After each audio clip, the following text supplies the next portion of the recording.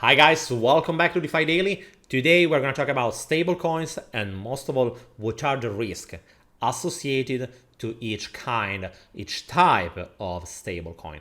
Because the reality is that not all the stablecoins are equal. Each of them has its own peculiarity and we should be aware of what are the risks, what are the opportunities, and also how we should approach all of them. Just before to start, guys, remember if you enjoy this content, remember to leave a big thumbs up and drop a comment. Plus, also remember that this channel is about educational content and nothing has to be intended as financial advice. Okay, guys, let's start immediately. So this is the ranking by Coingecko, where you can find all the different stable coins. As you can see, there are many of them, more than 50 different stable coins, but most of them are having really a small market cap. Having a small market cap is a risk, remember guys, because the smaller is the market cap, also easier is to manipulate the price. So if someone is attacking a stable coin, the lower is the market cap, easier it is to manipulate. On the other side, we should also be aware that what happened with Theter USD, it was not on a small stablecoin. We're talking about something that had a market cap around $18 billion. So it was the third stablecoin into the market. But in order to understand exactly how does it work, we should firstly understand what are the different types of stablecoins, because there are four different types, or at least four are the main types of stablecoins. And we will start with the first one, that is also the classic one, that is the one that has been using by Theter USDC. Both of Theter USDC, but the same applies also to Binance, Pax Dollar, and so on. All of them are centralized stablecoins. So it means that there is behind this stablecoin, there is a company that is issuing this stablecoin. Why and how it is issuing this stablecoin? They are using a system that is allowing them to issue this kind of stablecoin if they have enough assets to back this stablecoin. In theory, each stablecoin should be backed by an equal amount of real assets that in the real world are having a value. The point is that, and this has been the main threat for Theter, down here you can find all the different numbers and reports about the reserves that are connected to the Theter USDT. The point is that many has been speculated that some of the assets that are used in order to back USDT are not good assets, are some way assets are bad debt, something that can put at risk a USDT in case of a bank run, because they will not be able to satisfy all the different people that were asking back for their assets. That's also the reason why you have seen just a couple of days ago Theter going below the $1, reaching something 0.93 for a couple of days, for a couple of hours, and after that recovering. Even now, USDT hasn't been able to stay strict, so to recover the peg fully, it is moving slightly, nothing significant, but that's a sign on how the market is reacting to this overall situation. That's also the reason why USDC has increased their adoption at the same pace of BUSD. Both of them are increasing their share into the market against USDT, because at the moment are perceived as more reliable. If you want to know more about each crypto, you can check their statement. For example, this is a report of an independent certified public accountant.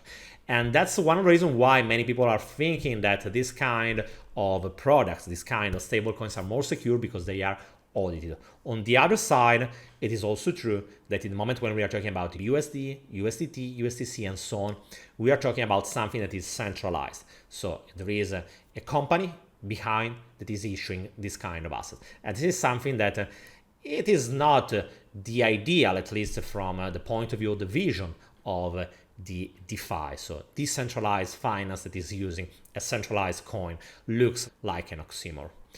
In any case, going on, because there is another model, that is the one that has been brought by DAI, that is one of the most important stablecoin, or at least in this moment is the biggest stablecoin in the moment where we are talking about decentralized stablecoins.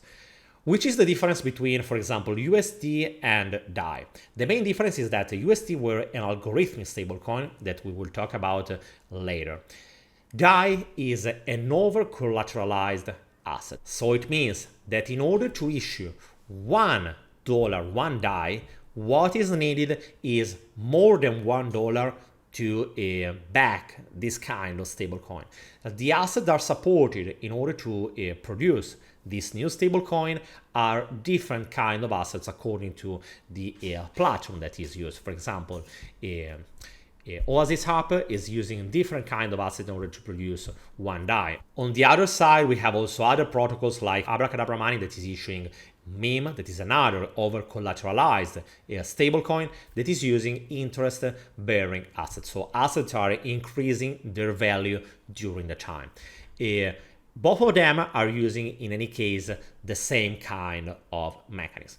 The main risk in the moment when we are using these protocols is that, yes, that's true that both of them are using over-collateralization, but at the same time, the assets are backing of this kind of stablecoins are volatile assets. So it means that if for any reason the market is crashing, there is a risk, because there is the risk that the protocol, the smart contract, will not be able to liquidate all the different positions into the right time in order to cover the crash. That's something that is probably unlikely, but this is something that we should take in account. On the other side, another risk is the possibility that the smart contract is not working well, or someone is hacking the smart contract, or for example also the oracle that is sharing the price of the asset is not working and is creating some kind of delay that can crash the system, producing the peg also of that stablecoin. So as you can see, using this kind of system is much more secure than using an algorithmic stablecoin, because the kind of risk are lower. But on the other side, we should always remember that the risk connected to this kind of assets are probably higher than what has been through with USDT, USDC, and all these centralized assets. Remember also another thing, that we have for all the stablecoins another risk that is connected to the regulation. The governments can in any moment change the rules and affecting this market and causing some kind of effect also into the peg of the single asset. Going on, there is a third system that is the one that has been proposed by FRAX Finance. This is a mixed system. From one side, they are using an algorithmic stablecoin, so they are backing the stablecoin with some kind of an algorithmic system. On the other side, they are also collateralizing, so they are using assets. Most of them are stable assets, but it can change according to the strategy that has been used by the protocol. So it is something that is an hybrid system. In this case, you can see that the collateral ratio is 89%, and the rest has been backed by the FXS, that is also the governance token of FRAX Finance. The algorithmic part of the stablecoin, but it is the same that was used also by UST. It means that in the moment when the price of the stablecoin is moving above or below the peg, there is the opportunity for an arbitrage using the algorithmic part. And in this way, through the arbitrage or changing the amount of collateral that has been used by FRAX, in this case, FRAX is the stablecoin, can produce and can rebalance in order to maintain the peg. Something that was using this kind of system were also DAI, that is another stablecoin, but as you can see has lost the peg. This is something that hasn't been so much hyped during these couple of days, for the simple reason that what happened with USD has concentrated all the attentions. But on the other side, this is quite an interesting case study, because what happened today is related to a problem with the Oracle and Scream. So it means that for some kind of reason, the people were able to borrow DAI at the wrong price. And this kind of imbalance created some selling pressure. That is the reason why DAI is suffering right now. I'm showing you, not to say DAI is a bad project, but just to share with you how even a project that looks like more safe than a normal algorithmic project like it was USD, even in this case, and a problem with the Oracle is something that can happen also to any other project, even DAI or even MIM. The Oracle is something that is a crucial part of the architecture of the crypto system.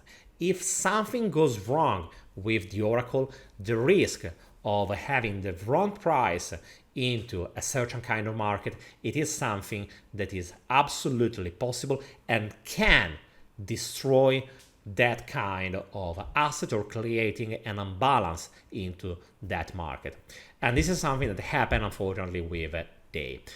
Going on, we have the fourth model, that is the one that has been used by also USD, that is an algorithmic system. Actually, there are several different projects that are using an algorithmic system. The one that is the most hyped right now is USDD, for the simple reason that is offering some really high APY, and it is around 30%, clean APY, just staking your USDT. The way that is working USDT is through Tron, so you have just to swap your TRX, and in exchange you will receive USDD that you can use it in order to stake it and start earning rewards. If you're wondering why this kind of system, it is something that is so hyped, and why, even knowing the risk, because right now all the risk and the speed on how the crash can happen is something that is pretty clear to all of us. But the reason why, even so, many protocols are keep going in this direction is because this kind of system, it is so appealing, because from one side it is offering to the final user a really high APY. In this case it is 30%, in another case on USD it was 20%, on Anchor protocol, and so on. And this is something that is really appealing for the average user. On the other side, what is also true is that in this way you are attracting more users into that ecosystem. That's the reason why also Tron is reacting pretty well to this crisis, because they are attracting more users through their brand new USDD. The main problem is that a possible bank run can produce the effect that we have seen with USD. I want to stop just for a second talking about, but all the algorithmic stablecoins are Ponzi schemes. Could we define them in this way? In my opinion, the reality is not. We can define them as a Ponzi schemes.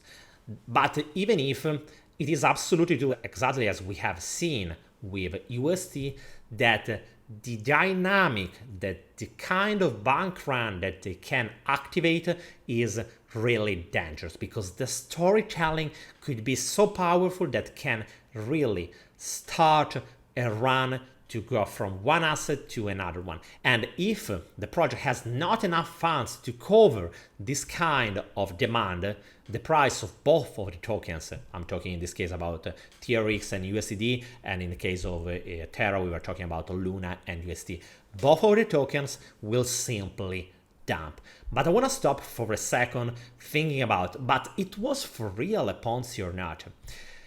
In my opinion, it's not completely true. Because in the moment when we were talking about Luna, we weren't talking about a token that was representing simply nothing. We were talking about a token that was representing the Terra ecosystem. It was much more than simply USD or simply Anchor protocol. It was an ecosystem that had inside several protocols.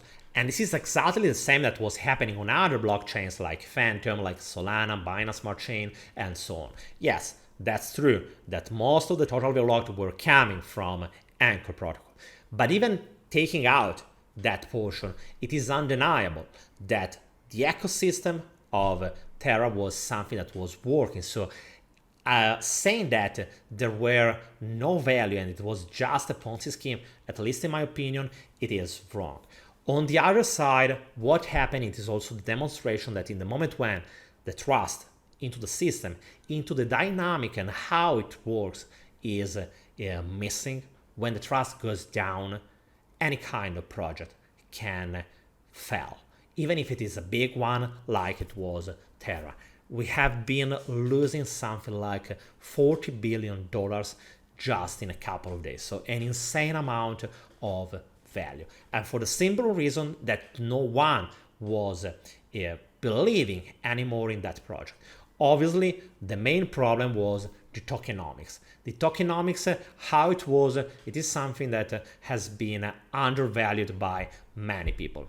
On the other side, I want to also repeat that saying that Terra had no value, it was just a Ponzi scheme, it's not telling the full story. Yes, it had a tokenomics that has been demonstrated, unfortunately, by what happened that was awful, and it was enough of one good attacker, someone that has decided to destroy the ecosystem, because that's the reality, it's something that is also undeniable, and the whole system can crash. And that's one of the risks that it is typical also from this kind of algorithmic stablecoins, and applies also to USDD, and in a certain way also to USN, that is the one from near. Even if I want to add that both of the projects are having different dynamics from what happened with UST. Each project has its own peculiarities. Right now, I will not go through each of them, because otherwise this video will take too long. But I want to invite you, in the moment when we are talking about stablecoins, it's algorithmic stablecoins. In this moment, we should all know what are the risks. So never go all in. Try to diversify, be aware of the possible bank run that can happen. On the other side, always check what is the mechanism that can defend the peg and what will happen in case of the bank run. In this case, for example, we have a mixed system between what is typical from FRAX and what is typical from an algorithmic stablecoin. So guys, that's are the 4 different type of stablecoins. Each of them has its own risk. My advice is that each of them can fail for some reason. Even a USDT, that is a centralized one, that is the main one, can fail, as we have seen the last couple of days, losing also the peg. On the other side, the best way to defend yourself is always diversifying the risk into different stablecoins. Don't be overexposed on any of them. Even if you are just on centralized, try to diversify on different kind of assets. If you use any of the decentralized one, remember that the risk is going from the overcollateralized are the more safe, and the more algorithmic are the less safe. And knowing the risk, you can try to manage your portfolio, your exposure, according to your profile risk, according to what kind of strategy you are following, according to the different opportunities that each stablecoin is offering. Because it's also absolutely undeniable that each stablecoin is offering to you different kind of yield, so you can also decide to which stablecoin you want to be exposed, as long as you know the risk. Any kind of strategy is legit. Guys, let me know what do you think about the different types of stablecoins. Let me know which one do you prefer. And remember, if you enjoy this content, remember to leave a big thumbs up, drop a comment, and I will see you tomorrow with another video. Bye, guys.